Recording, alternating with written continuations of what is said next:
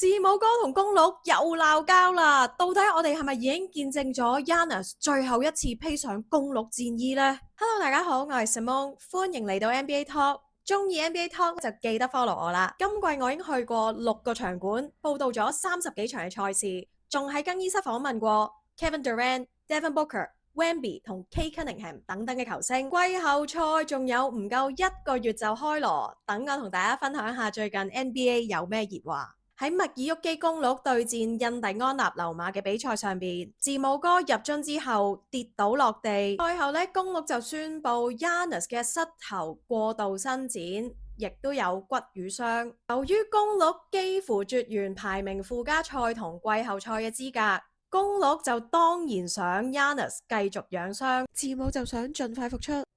連球員工會都出咗聲明力挺 Giannis。其實雙方今季都唔係第一次爭持不下噶啦，唔少傳媒同球迷都揣測 Giannis 來季會轉會。我作為速龍迷，梗係想去過嚟 Raptors 啦。但係其中最大機會就係加盟紐約球隊，因為喺度購買咗物業，亦即係代表我哋好可能已經係最後一次見到 Giannis 披上公鹿戰衣。留言話我知，你覺得 Giannis 會唔會留低喺公鹿呢？